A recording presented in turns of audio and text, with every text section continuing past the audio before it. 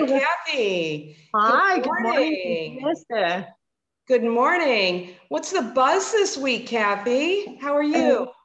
fine, thank you very much. I didn't realize that I'm holding my phone because I thought we were meeting next week. I'm Oh, sorry. I'm sorry. I'm sorry. So, Well, hello, everybody. oh, You're here with What's the Buzz? And today is May 3rd.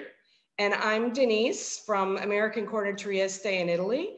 And we have a very special guest today, Kathy Hisamatsu, who is here in Trieste as well. And we're really happy to have Kathy here with us. So, hi. Oh, I have hi, you're better at light home, over there. Kathy. Well, fine, thank you very much. Again, I only have I don't have a lot of time this morning because this was really last minute. I thought we were meeting again next Monday. Um, so in any case, That's hi. okay. We're only going to take 20 minutes. So Howard, Kathy is an extremely interesting person with lots of her own personal interests. She's a cat lady. I don't see any cat. Oh, there's one. Who's that, Kathy? This is Concordia. He was found on the streets here in Trieste, and he's called Concordia, or for Conky for France, because he was found in a neighborhood here on the Via Concordia. So Oh, he was found wandering around with red paint thrown on his white oh. fur, and he was at the cat shelter getting cleaned up. And I brought him home because it was an unadoptable, right? Why He was unadoptable? well. The doctor had found some potential cancerous lesions on nodes and stuff on his ears. So he became unadoptable, and the volunteers and I volunteer at the local cat shelter here. It's a no-kill, open door cat shelter. We looked at each other, and I said, "I'm taking him home." So he's going to be a part of a PhD thesis on roaming cats. He's an indoor Oh, outdoor cat and takes the elevator with me. how long have you had him? So he came, how long is, he's been with us for about 5 years now, 5, 6 years. So Okay. in Oh, any case, wow. So his cancer obviously wasn't so bad. well, he's no, it's not. It was potential nodes on his ears because white cats. Here's a takeaway tip: people with white cats, if they go out, they must have sunscreen put on the ear tips because that's where the Really? exposition of the sun during hot summer seasons and stuff can get. Let's see if we can see his You get ears. sunburn. Can get sunburned. So Really? yeah, he had his ear tips trimmed when he was Oh, sterilized, when he was neutered. huh. So in I any had no case, idea.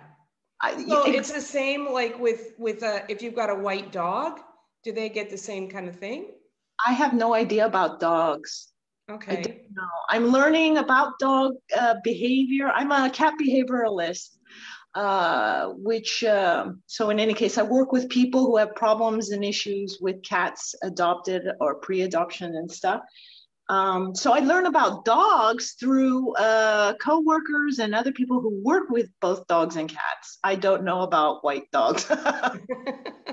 Because I have a poodle. She's black, but her skin is pink. Oh, Yeah.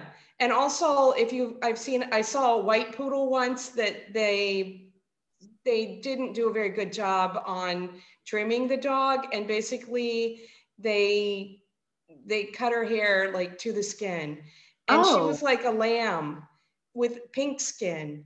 So and also oh. polar bears, I read polar bears have pink skin as well.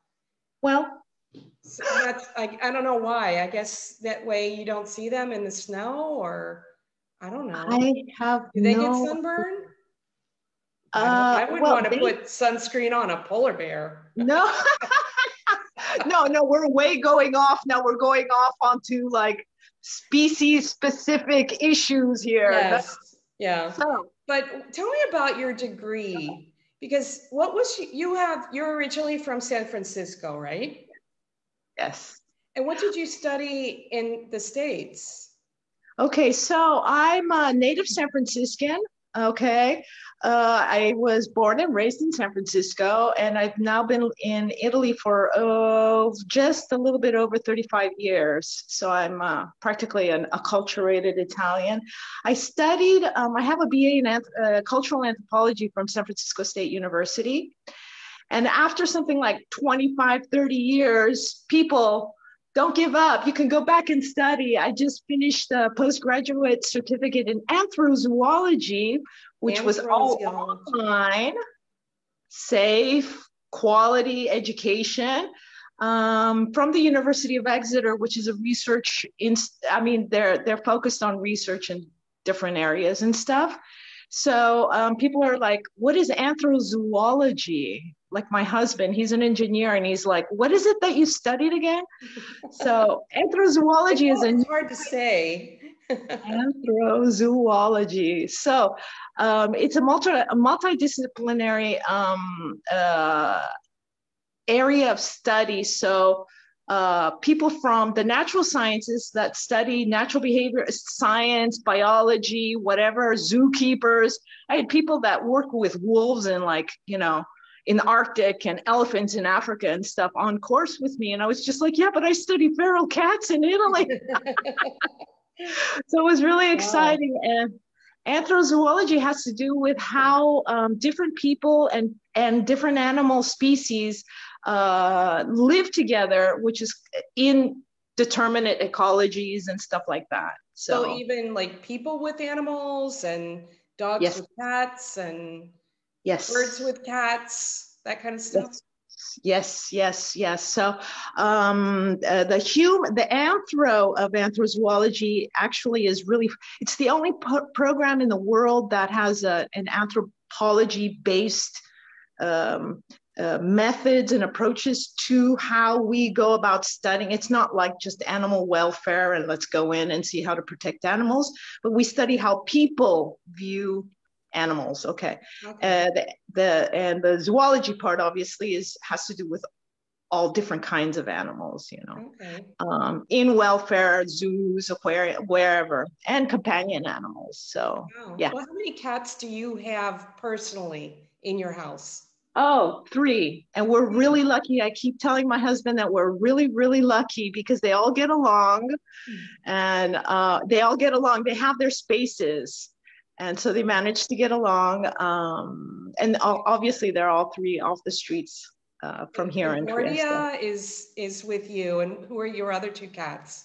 What are their names? So they're all sleeping. There's a black cat called Leo, who was given up by my ex-neighbor. We moved and she was like, I don't want this cat anymore. Can you take him? I think he's sleeping in the kitchen. I'm going to try it. Sorry about the video moving, but you're getting this is like going out to the world where I live and everything. So I'm not very good with personal data being out there.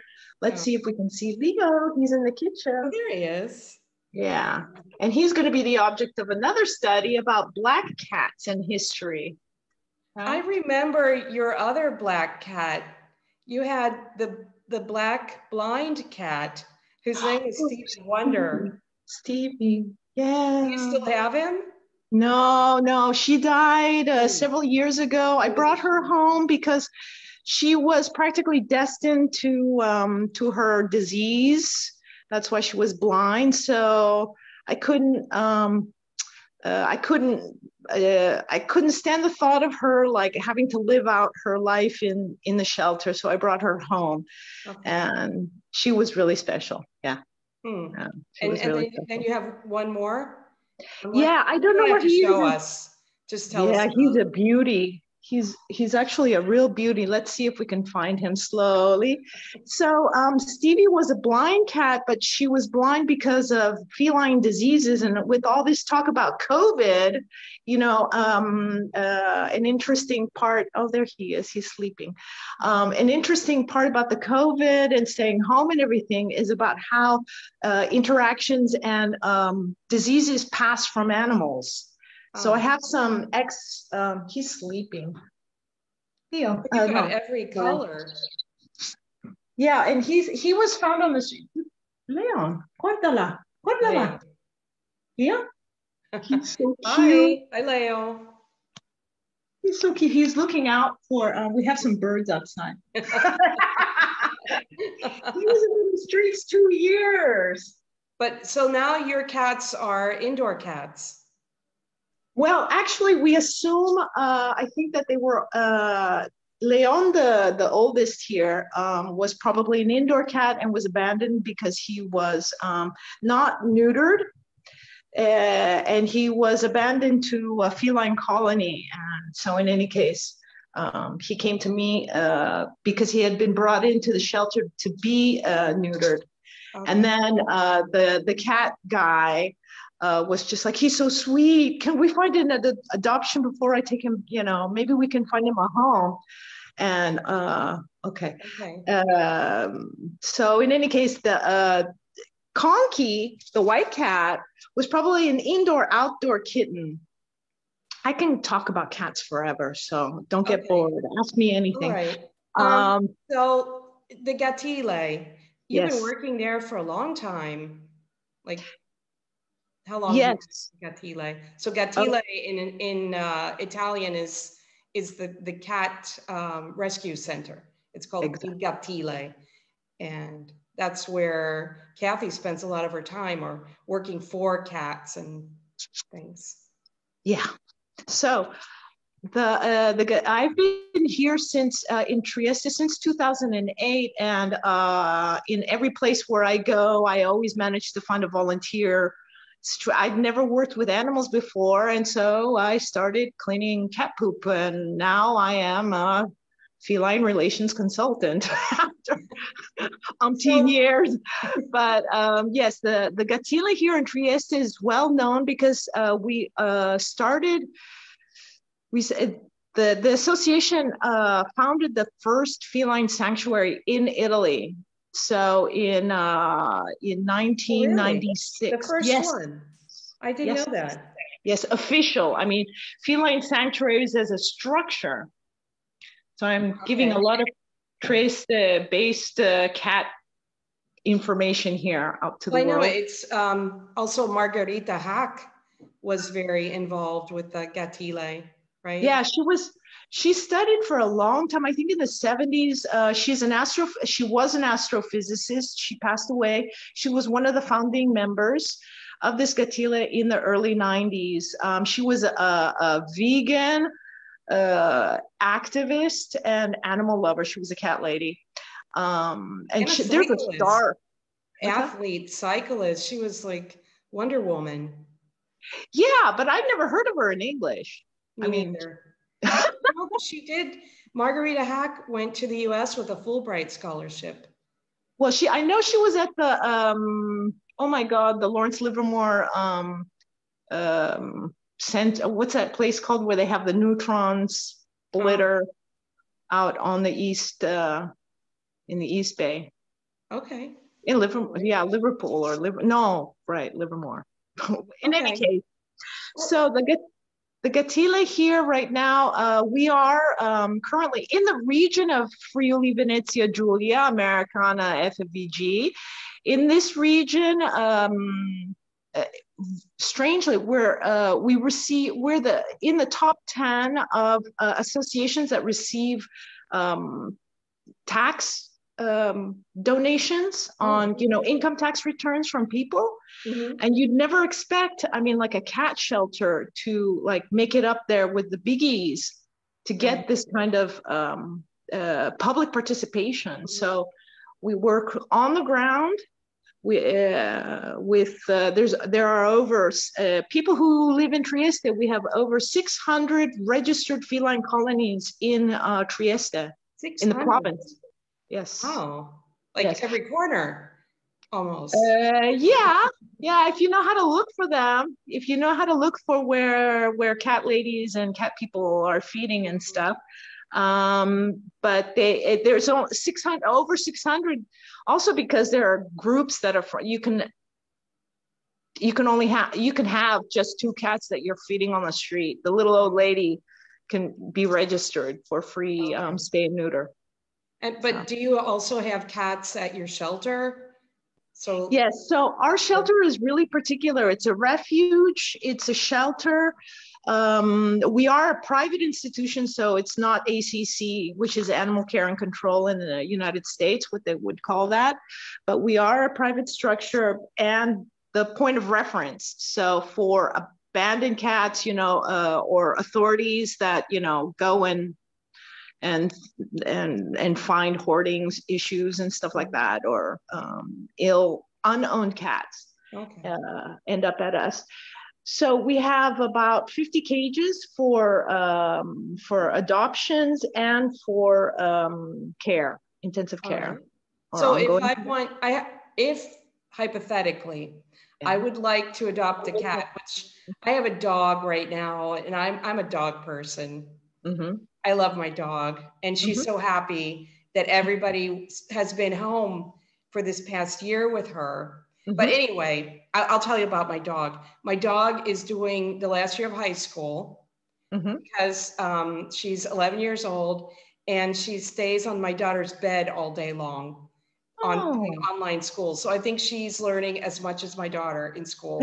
She probably speaks French and knows as much math or science or history as my daughter right now. And I think when my daughter went back out to go to school, she didn't know what to do in the mornings anymore. But anyway. No, this is interesting. This is interesting because there's some serious research going on in how companion animals are, especially dogs who are very attached to their human owners, how they are living through COVID times and quarantine pandemic times. So stress for animals, it'll be that attachment disorder now, because now Anastasia went back to school, and Bingo just goes in the kitchen and sleeps all day in her bed and waits for Anna to come back. When she comes home, she goes back up on the bed when Anna's doing her homework. And I think that of this whole COVID situation, lockdown, the only one who was really happy was my dog. Well, I have a couple of clients in Milan. They have 3 cats, and I've been following them for a few years. But in any case, being architects, they were both at home working as well, and he was worried about when he would have to go back. Both of them would have to go back to their studios to work because their cats just loved lounging around, on their work, in front of the computer, on the keyboard, and all that kind of stuff. So he was kind of getting worried about that too. Cats do suffer. This family contacted you to help them make the 3 cats get along, or what? Well, yes, years ago when the little kitten was adopted, they wanted to make sure that there were introductions and presentations being done right, because the other 2 cats were older sisters. They'd known each other for all their lives, and they ended up rescuing a found kitten. So I'd been following them since then. But in any case, my cat here, Conky, wants to go out. Look over here. Well, it must be really hard if you're a cat who was used to being out and be able to run after birds and dogs and stuff on the street, to see those birds fly by your window and you can't go out and go after them. That's interesting. Is it? There's a cat that drives my dog crazy because we have a glass door in our kitchen. Yeah. And the dog she sleeps in the kitchen usually. And the cat will come by the window and go, na, na, na, na, na, na. And she goes crazy and starts barking, and she wants to go out and run after that cat. I know the cat knows that she can't get out. Da, na, na, na, na, na. Well, is the cat an outdoor cat, or do you know if it's an owned cat? It's an outdoor cat. I don't know where. I know some of my neighbors feed the cat. But he doesn't want to live in anybody's house. Okay. So here's an interesting part when you encounter a cat outdoors is to make sure if they have a collar or not, and if they have an ear tipped. An ear tip is when stray animals, which are protected here, they're owned by the municipality. So in Italy, stray animals are protected. Okay. Oh. So if they have their ear clipped, just one of their ears, that means that they've been neutered or spayed. In any case, in this case, you know what? I would find at the hardware store, those window shade sticker things. They have these like plastic sheets that you can just like stick up there and then pull them down. It's not sticky stuff, but it just adheres to the glass. Mm-hmm. Or, you know, some sort of visual protection. Probably your dog would hear the cat when the cat is out there. But let's just say it's more for the cat not to come. I mean, it's if the cat sees the dog in there, I'm not going to do anything. I think it's part of their entertainment. It's like daily entertainment for both of them. So long as what's your dog's name? Bingo. Oh, Bingo. Sorry, you said that earlier. It's a girl though. Everybody says, okay. Your dog's name is Bingo. It should be Binga. Like, no, it's Bingo. No, Bingo. So she should, for in a cat situation I watched this Jackson Galaxy cat behavior shows, and some of this, I think that's a lot of it is just really for the television clips and timing and everything. But in any case,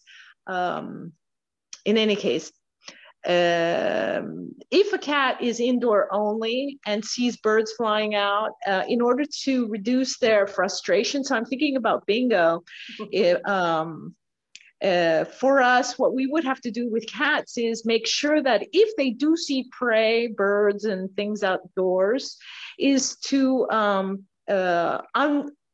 release that frustration that gets created and go and play immediately, giving a prize snack or whatever, in order for them to like expend that frustrated energy mounting up.